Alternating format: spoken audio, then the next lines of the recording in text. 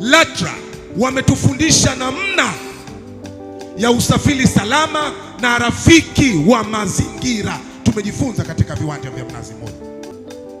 Lakini mheshimiwa, kupitia app ya LATRA tumejifunza kwamba ile hofu ya kujua ndugu yako yuko wapi, amefika wapi sasa hivi, gari hilo liko wapi. Kumbe tumekwenda kwenye usafiri endelevu. Sasa hivi kila kitu unapata kwenye kiganja. Tumejifunza kupitia maonyesho haya. Huna haja ya kumpigia kondakta kumuuliza abiria wangu yuko wapi. Kila kitu kipo kwenye kiganja.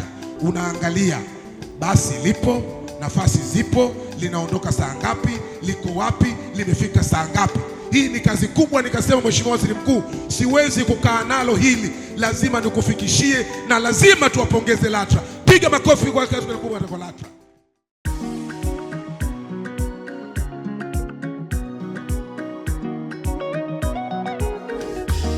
Mamlaka ya udhibiti usafiri ardhini LATRA, pamoja kwa usafiri bora LATRA, pamoja kwa usafiri bora LATRA. Mamlaka ya udhibiti usafiri ardhini LATRA ni taasisi ya umma. Ahlan wa sahlan, mtazamaji wa kipindi cha usafiri na maendeleo kutoka Mamlaka ya udhibiti usafiri ardhini LATRA. Mtazamaji, kama ilivyoona, tunakutana hapa mie nawe kwa lengo zuri tu la kuweza kufahamishana, kuhabarishana, kukumbushana pamoja na kupeana habari za hapa na pale zinazohusu sekta hii ya usafiri ardhini hapa nchini. Ambapo mtazamaji, unapozungumzia sekta ya usafiri ardhini hapa nchini, uache kuizungumzia Mamlaka ya udhibiti usafiri ardhini LATRA, kwa kuwa yeye ndiye mdhibiti wa sekta hii. Na LATRA, mtazamaji, ni miongoni mwa taasisi za umma iliyo chini ya Wizara ya Uchukuzi, inaongozwa na Mheshimiwa Profesa Makame Mnyambarawa. Lakini mtazamaji, maendeleo haya ya sekta hii ya usafiri ardhini hapa nchini yanachagizwa na maoni thabiti na imara kabisa kupitia Mheshimiwa Daktari Samia Suluhu Hassan, ambaye kila uchwao anahakikisha kwamba gurudumu hili la kudhibiti sekta ya usafiri ardhini hapa nchini linakuwa ni lenye tija na manufaa kwa serikali, kwa wananchi na kwa watoa huduma za usafiri ardhini hapa nchini. Mimi ni Binti Jumbe, na kusi usiondoke, baki hapo hapo kwenye runinga yako kufahamu kile ambacho tumekuandalia siku hii ya leo. Karibu.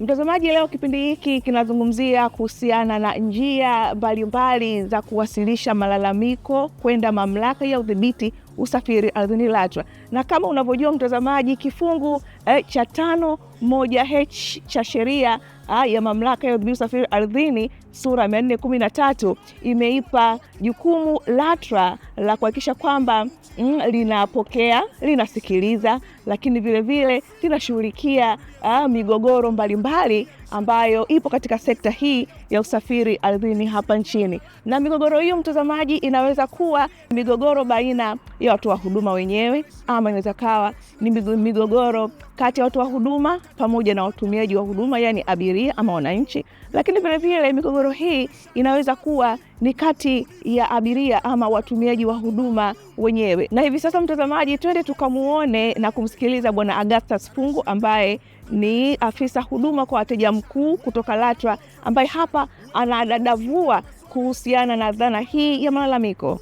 Kifungu cha 5 cha sheria ya LATRA, kifungu kidogo cha kwanza H, kinaipa mamlaka jukumu la kutatua migogoro pamoja na kushughulikia malalamiko ya wananchi. Hawa wananchi ambao mamlaka inasuluhisha migogoro yao au inashughulikia migogoro yao ni wale wanaotumia huduma zinazodhibitiwa. Sasa katika kutoa huduma hizo kwa wateja, mambo mawili yanaweza yakatokea. Huduma ile inavyotolewa inaweza ikatolewa kwa kiwango na hadhi ambayo mteja anaitegemea. Kwa mfano kama ni basi, mteja anategemea kwamba atasafiri salama na atafikishwa mwisho wa safari. Mizigo yake itasafirishwa salama kwenye basi. Kwa hiyo hilo likienda hivyo kunakuwa hakuna malalamiko. Lakini upande mwingine ni ambapo ni upande mbaya, upande hasi, ambapo mteja amelipia huduma, inawezekana amelipia kwenye treni, inawezekana amelipia kwenye usafiri wa barabara, lakini ile huduma hakuipata. Hiyo ni upande wa kwanza. lakini anawezekana akawa ameipata, lakini hajaipata kwa kiwango kinachoridhisha. Kwa sababu gani? Kwa sababu kwa mfano kwenye huduma za usafiri wa mabasi tuna makundi mbalimbali ya usafiri huo.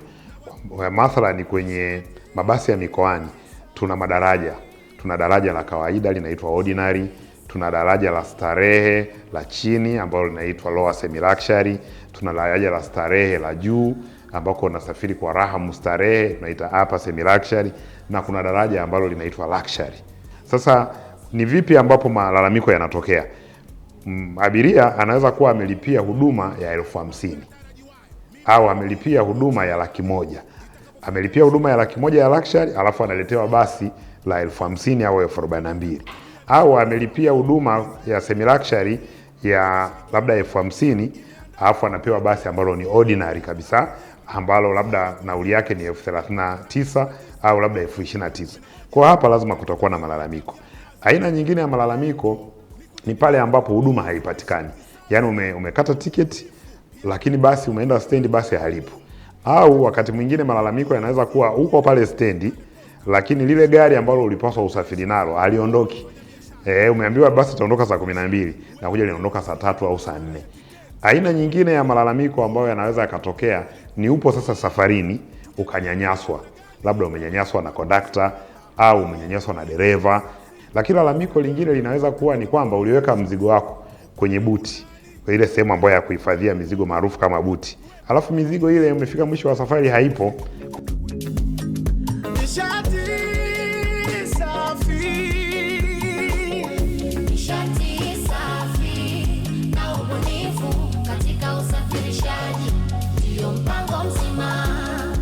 Ni namna gani ambapo mteja wa huduma hizi ambazo zinatolewa na watu wa huduma anaweza kufikisha malalamiko yake LATRA? Kwanza tuna kituo cha huduma kwa wateja. Kituo cha huduma kwa wateja chenyewe kinapokea simu saa 24 na siku 7 za wiki. Tuna simu mbili, line mbili za simu za bure ambapo kuna 0800 11 0019. Namba ya pili ni 0800 1120. Hizi namba kupiga ni bure kabisa na ndio tumesema zinapatikana masaa 24. Lakini pia tuna namba nyingine ambayo tunatumia kupokea malalamiko ambayo ni namba 0681 300 800. Hii namba inapatikana pia kwenye WhatsApp. Huyu abiria au mteja anaweza kuamua kutuma ujumbe mfupi kwa WhatsApp, anaweza pia akaweza kupakia picha, akatutumia picha au akatutumia video ya kinachoendelea barabarani. Sasa hiyo ndio njia ya kwanza. Lakini njia ya pili ni kwa kutumia mitandao ya kijamii. Sisi LATRA tunapatikana kwenye mitandao ile mikubwa ya kijamii unayoifahamu. Lakini pia tunapokea malalamiko kupitia barua pepe. Tuna anwani mbili za barua pepe. Kuna info@latra.go.tz. Lakini tuna dg@latra.go.tz. Hizi zote ni anwani za barua pepe ambazo mtu anaweza kaleta malalamiko yake. Lakini pia tuna njia nyingine inaitwa e-mrejesho.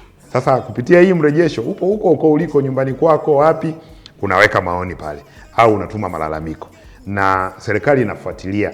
Yaani sisi wenyewe LATRA tunafuatiliwa na serikali kuu. Lakini tuna kupitia anwani ya posta. Tuna sanduku la posta 1742 Dodoma.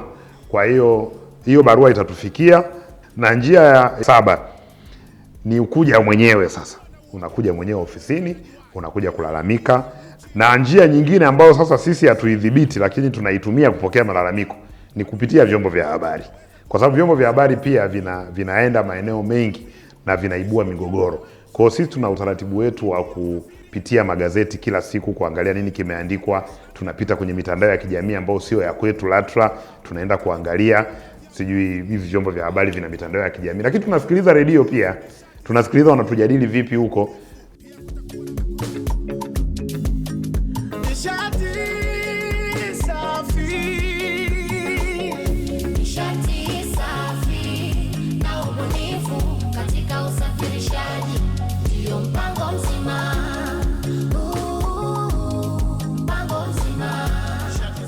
Mtazamaji, sasa ni kipengele chako pendwa cha Bonga na LATRA, na leo katika kipengele hiki tunaenda kumuona na kumsikiliza Bi Mwadawa Sultan, mkuu wa kitengo cha huduma za sheria LATRA, ambapo hapa anawaasa watu wa huduma pamoja na watumiaji wa huduma za usafiri ardhini hapa nchini kutunza mazingira kwa ajili ya kizazi cha sasa na cha baadaye. Kama LATRA ukiangalia katika sheria zetu, kwanza katika ule wajibu ambao umeainishwa katika kifungu cha 6 cha sheria mamlaka ya udhibiti usafiri ardhini, sura 413 kinaonesha umuhimu wa mamlaka kutunza mazingira. Na tunajua swala la mazingira sio swala la taasisi moja, ni swala ambalo mtambuka kila mmoja, kila taasisi kwa namna moja au nyingine mnufaika kwa mazingira. Kwa hivyo sisi tuna sheria zetu za kuhakikisha kwamba wadau wetu au watumiaji wa huduma, watoaji wa huduma wanazingatia kutunza mazingira, tukiamini kwamba mazingira yaliyo salama ni nchi iliyo salama. Kwa hiyo pamoja na kwamba sheria imeainisha masuala ya kutunza mazingira na sisi tumeweka masharti katika leseni zetu tunazozitoa, bado tukaona haitoshi. Katika utoaji wa huduma, sisi kama utawala tuna sera ya masuala mazingira, tunajua ESG, ambayo sasa tunaangalia katika matukio yetu tunayoyafanya kila siku kwa namna gani tunatunza mazingira, kuanzia asubuhi anapoingia mfanyakazi mpaka anapotoka, kwa namna gani tunatunza mazingira katika vikao vyetu, katika matumizi yetu ya nyaraka mbalimbali. Kwa mfano, sasa hivi tunatumia mifumo katika kufanya kazi zetu, hatutumii tena makaratasi. Lengo ni kulinda mazingira. Watoa huduma ambao wanatoa huduma katika maeneo ambayo tunayadhibiti, ni kwa pamoja tuangalie namna za kutumia nishati mbadala ambazo ni rafiki kwa mazingira. Utumiaji wa umeme, utumiaji wa gesi ni vitu ambavyo tunachochea kwa pamoja kwamba vitumike. Kwa hivyo sisi kama mamlaka tunashirikiana na wadau wetu. Kwa wito wangu kwa watoa huduma na watumiaji wa huduma kufikiria namna gani tunatoka. Kwa mfano kama hivi sasa hivi tunajanga sana la masuala ya mafuta. Kwa kama tungekuwa tumeanza hivyo zamani, labda sasa hivi tungekuwa tuna kilio tena kingine sio hiki cha masuala ya mafuta. Kama nishati ya gesi ingekuwa imeshika hatamu, matumizi kama umeme yameshika hatamu, basi tusingekuwa na kilio kikubwa leo. Kwa hiyo kilio hiki kimetupa changamoto ya kuona kwamba kuna kazi ya kufanya sisi na wadau wetu kwa pamoja ili kuweza kuboresha mazingira, lakini kupunguza gharama za matumizi.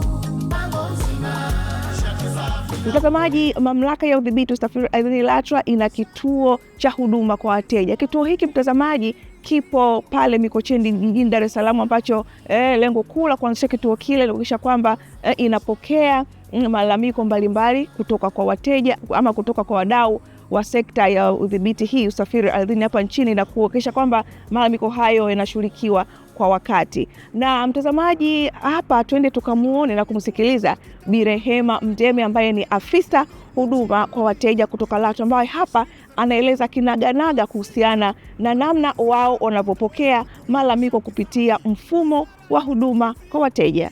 Kwa kawaida kwa siku tunapokea malalamiko kuanzia 100, 105, 110, 120. Haya ndio malalamiko ya siku ambayo tunapokea. Kwa upande wa mabasi ya masafa marefu huwa tunapokea malalamiko ya kuzidisha abiria, masuala ya tiketi, kama watu wa huduma hawana lugha nzuri au gari imeonekana kwamba ina mwendo ambao sio salama. Kwa masuala ya mwendo ambao sio salama huwa tunawasilisha kwenye ofisi zetu za VTS ambao wanafuatilia mwenendo wa magari masaa 24. Kwa masuala ya tiketi huwa tunawasiliana na wamiliki, watu wa huduma ili tuweza kujua ni changamoto gani au kuna shida gani, kwa nini mteja hajapatiwa tiketi, na kama tumejua kuna wao wamefanya vitu kwa makusudi, basi huwa wanachukuliwa hatua na mteja anapewa stahiki yake. Kwenye swala la kuzidisha abiria, kama abiria wako barabarani, huwa tunawasiliana na askari ambao wako kwenye maeneo vituo husika ili kuweza kuzuia ile gari njiani na kushusha abiria waliozidi ili waweze kutafutia usafiri mwingine, na pia hao waliozidisha abiria huwa wanachukuliwa hatua. Kituo chetu kinafanya kazi saa 24 siku 7 za wiki. Kwa hiyo unaweza kutupata kupitia namba zetu za bila malipo muda wote.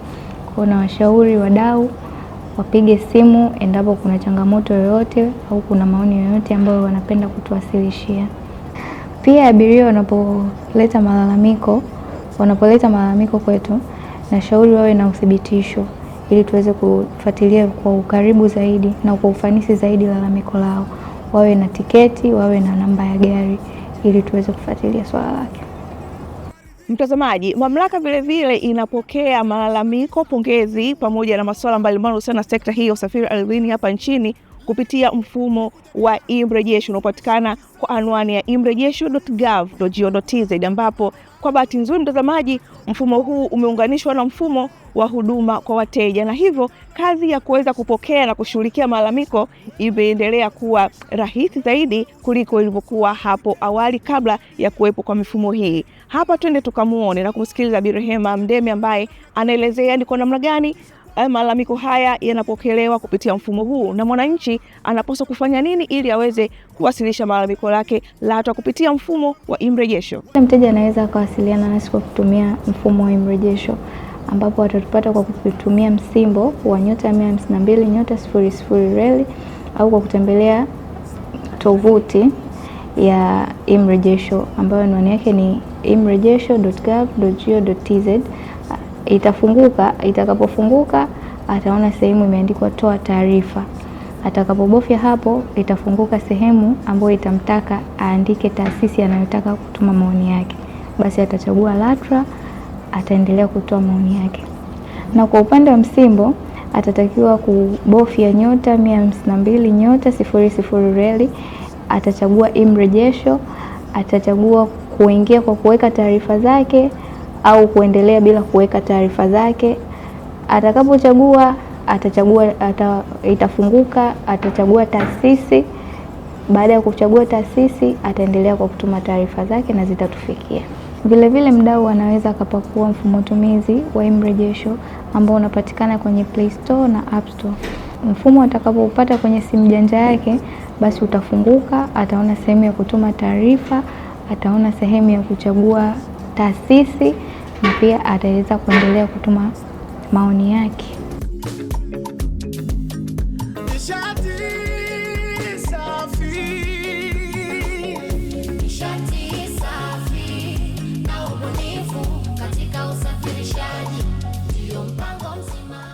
Mtazamaji, mdau wa sekta ya usafiri ardhini hapa nchini anaweza kuwasilisha malalamiko yake LATRA kwa njia mbalimbali, kama vile anaweza kutembelea ofisi za mamlaka ya usafiri ardhini zilizopo nchini Tanzania, lakini ni Tanzania bara pekee. Lakini vile vile mdau huyu anaweza akawasilisha malalamiko yake kupitia mfumo wa e-mrejesho kupitia anwani ya imrejesho.gov.go.tz.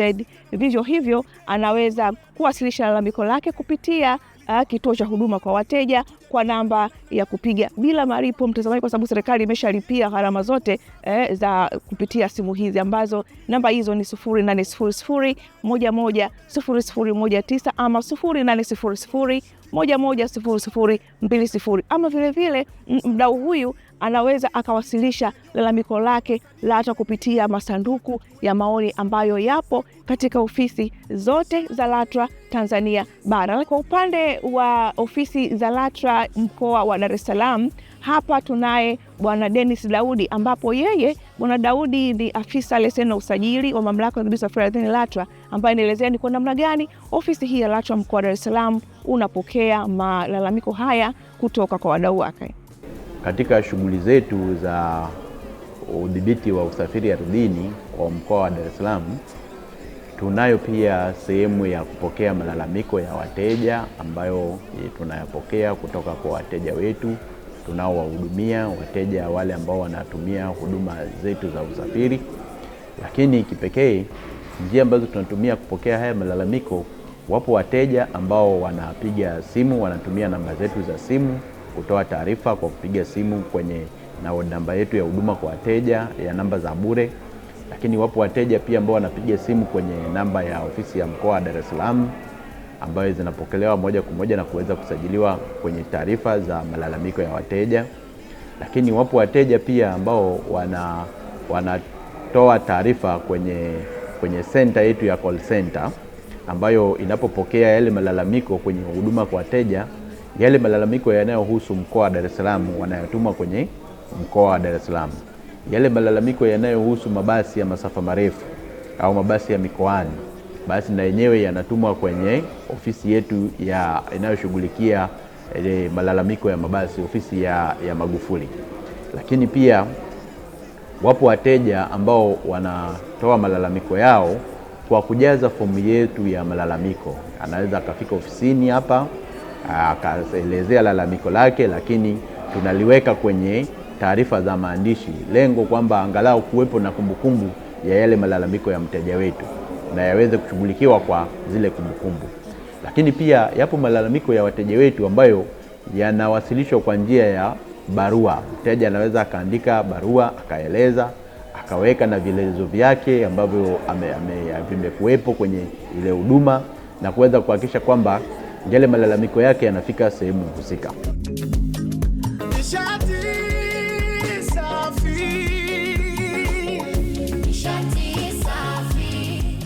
Mtazamaji, ni wakati wa swali la wiki, lakini kabla ya kukujuza swali la wiki ni kukumbusha swali la wiki iliyopita, ambapo tuliuliza swali lifuatalo. Tulisema tutajie kauli mbiu ya maadhimisho ya maonesho ya wiki ya mazingira duniani yaliyofanyika pale Dodoma kuanzia Juni 1 hadi 5 mwaka 2026. Lakini vivyo tulisema tutajie kiongozi ambaye alipita ama alitembelea katika banda la LATRA. Na mshindi mtazamaji wa swali hilo ni Bi Maria Peter. Kongole nyingi sana kwako Bi Maria Peter. Na wewe mtazamaji unaweza ukawa miongoni mwa washindi wa swali la wiki ambao utaenda kunyakua kitita cha shilingi 50,000 kutoka LATRA kwa kufuata vigezo na masharti kama ifuatavyo. Mosi, ya kupaswa uwe umefuatilia kipindi hiki katika runinga yako, na pili, ya kupaswa uwe wa kwanza kujibu katika mitandao yetu ya kijamii swali liloulizwa, lakini tatu, ya kupaswa kuwa umetufuatilia, ni umetufollow kwenye mitandao rasmi ya kijamii ya Mamlaka ya Udhibiti Usafiri Ardhini LATRA. Na swali la wiki mtazamaji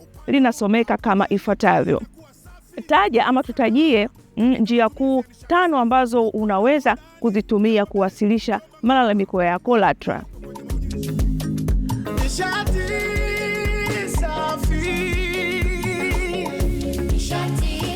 Mtazamaji, kufikia hapa ndio tamati ya kipindi cha Usafiri na Maendeleo kwa siku hii ya leo, ambapo leo mtazamaji tumeangazia kuhusu njia mbalimbali za kuwasilisha malalamiko yako LATRA. Na ukumbuke mtazamaji, wahenga wananing'ata sikio hapa, wanasema haki ya mtu haipotei. Hivyo basi mtazamaji, tumia haki yako ya kuwasilisha malalamiko uliokuwa nayo moyoni kuhusiana na sekta yako hii ya usafiri ardhini hapa nchini, ili mamlaka yako hii iweze kuyafanyia kazi. Usikae na manunguniko, usikae na madukuduku. LATRA ipo kwa ajili yako. Zungumza na serikali yako kupitia LATRA, nayo itasikia na kufanyia kazi yote ambayo unafikiri yataweza kwenda kubadilisha utendaji kazi wa mamlaka, lakini vile vile utaenda kushughulikia changamoto ambazo zipo katika sekta hii ya udhibiti usafiri ardhini hapa nchini, bila kusahau kushughulikia malalamiko yako wewe mteja, kwa sababu bila wewe LATRA haipo, na lengo la serikali ni kuhakikisha kwamba huduma za usafiri ardhini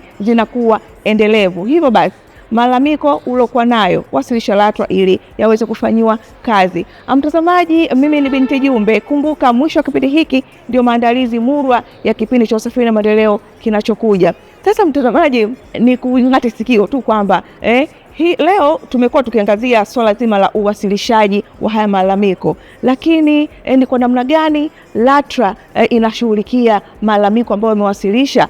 Usisite wala usipange kukosa kipindi kijacho ambacho kitaelezea namna LATRA inaposhughulikia malalamiko yanawasilishwa kutoka kwako wewe mwananchi, kutoka kwako mdau wa sekta ya usafiri ardhini hapa nchini. Na kumbuka tumeambiwa hapa kuna kamati ya malalamiko. Kamati hii ina kazi gani hasa? Usisite kabisa kuungana nasi wiki ijayo siku na wakati kama huu. Mimi ni Binti Jumbe, hadi wakati mwingine, na kutakia utazamaji murwa wa vipindi vya Usafiri na Maendeleo vitakavyofuata wiki ijayo. Kwaheri kwa sasa.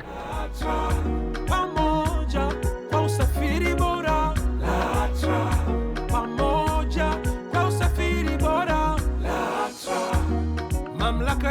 udhibiti usafiri ardhini LATRA. Kama unaamini kama mimi kwamba nishati safi katika usafirishaji ndiyo mpango mzima, tunapiga kofi moja moja la kuunga mkono. LATRA wametufundisha namna ya usafiri salama na rafiki wa mazingira. Tumejifunza katika viwanja vya Mnazi Mmoja, lakini mheshimiwa, kupitia app ya LATRA tumejifunza kwamba ile hofu ya kujua ndugu yako yuko wapi, amefika wapi sasa hivi, gari hilo liko wapi. Kumbe tumekwenda kwenye usafiri endelevu. Sasa hivi kila kitu unapata kwenye kiganja. Tumejifunza kupitia maonyesho haya. Huna haja ya kumpigia kondakta kumuuliza abiria wangu yuko wapi. Kila kitu kipo kwenye kiganja. Unaangalia basi lipo, nafasi zipo, linaondoka saa ngapi, liko wapi, limefika saa ngapi.